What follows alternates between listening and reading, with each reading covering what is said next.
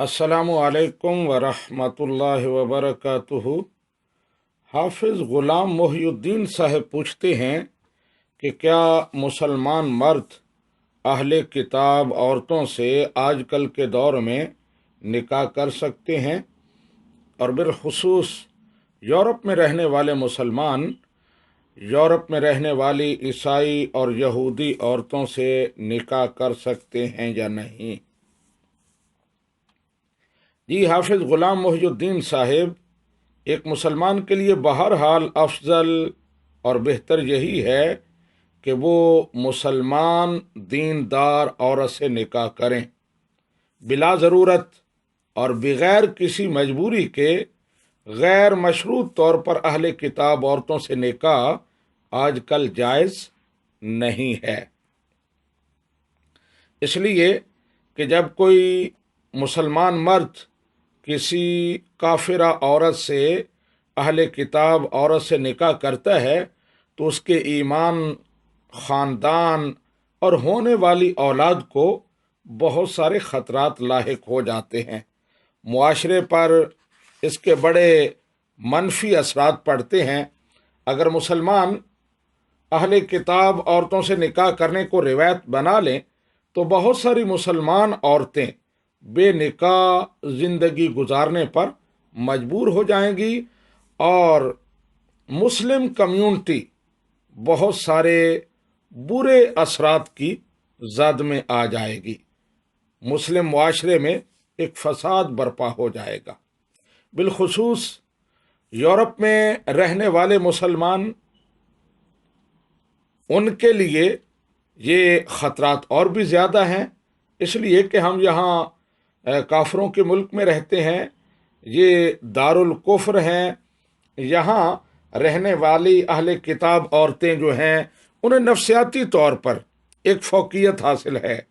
यहाँ कानूनन ख़वातीन को बड़े इख्तियारात हासिल हैं, तो अगर मुसलमान उनसे निकाह करते हैं तो उनके ईमान यकीनी तौर पर ख़तरात की ज़द में आ जाते हैं।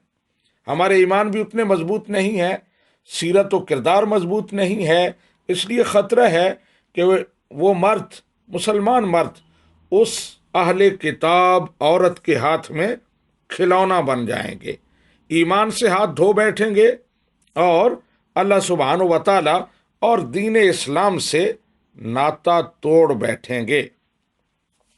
इसी तरह जो उनकी औलादें होंगी तो उन पर भी वो ख़वातीन जो ईसाई हैं या यहूदी हैं असरअंदाज होंगी। उनकी तालीम व तरबियत पर ख़तरा है कि वो बच्चे मुसलमान नहीं बन सकेंगे बल्कि काफिर बन जाएंगे और कुफ़ार वाली आदतें अपनाएंगे, वही अकायद अपनाएंगे, और ये किसी भी सूरत में एक मुसलमान के लिए जायज़ नहीं है कि उसकी औलाद जो है वो ईमान से महरूम हो जाए और मुसलमान ऐसे माहौल में ज़िंदगी गुजारे कि उसके बच्चे मुसलमान न बन सकें, काफिर बन जाएं।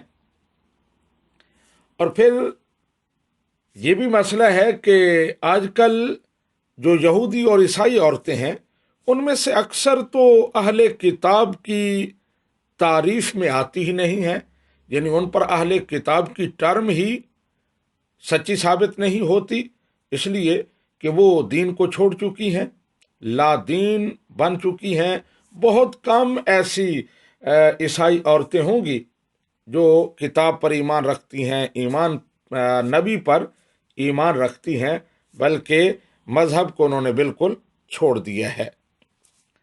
यहाँ मैं ये भी अर्ज़ करूँ कि इन्हीं मफासिद और इन्हीं खदशात और ख़तरात की बुनियाद पर हज़रत उमर बिन ख़त्ताब रज़ी अल्लाह तआला अन्हु ने अपने दौर में मुसलमानों को तंबीह फरमाई कि वो अहले किताब औरतों से निकाह न करें बल्कि मुसलमान औरतों से निकाह करें।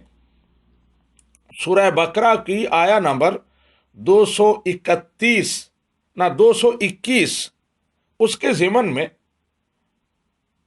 हाफिज़ इब्ने कसीर ने बहुत सारी रिवायात नकल की हैं कि किस तरह हज़रत उमर बिन ख़त्ताब रज़ी अल्लाह तआला अन्हु ने مسلمانوں کو روکا اور ان کی حوصلہ شکنی کی کہ وہ اہل کتاب عورتوں سے نکاح نہ کریں۔ ایک روایت پیش کرتا ہوں، حضرت حذیفہ بن یمان نے ایک یہودی عورت سے نکاح کر لیا تو حضرت عمر بن خطاب رضی اللہ تعالی عنہ نے انہیں لکھا خل سبیلہا، اس سے علیحدگی اختیار کر لو۔ انہوں نے لکھا اتزعم انہا حرام، کیا تم یہ سمجھتے ہو کہ یہ حرام ہے؟ اگر تو تم حرام سمجھتے ہو تو میں چھوڑ دیتا ہوں اسے۔ تو حضرت عمر بن خطاب نے کہا لا ازعم انہا حرام، میں یہ نہیں سمجھتا کہ ان سے نکاح حرام ہے، لیکن مجھے ڈر ہے کہ اس طرح تم بدکار عورتوں سے نکاح کر بیٹھو گے اور دیندار با کردار عورتوں کو چھوڑ دو گے، ان سے دور ہو جاؤ گے اور وہ بے نکاح زندگی گزارنے پر مجبور ہوں گی۔ تو انہی خدشات کے پیش نظر حضرت عمر بن خطاب نے اپنے دور میں اس کی حوصلہ شکنی کی، اور آج جس دور سے ہم گزر رہے ہیں، جو موجودہ حالات ہیں، وہ ہر مسلمان سمجھتا ہے کہ ہمارے ایمان کمزور ہیں، ہمارے کردار کمزور ہیں، ہم ان خدشات اور ان برے اثرات کا مقابلہ نہیں کر سکتے جو اہل کتاب عورتوں سے نکاح کرنے کی وجہ سے مسلم معاشرے پر اور ہمارے خاندانوں پر پڑ سکتے ہیں۔ لہٰذا حتی الامکان اس سے پرہیز کرنا چاہیے۔ ھذا ما عندی واللہ ورسولہ اعلم بالصواب۔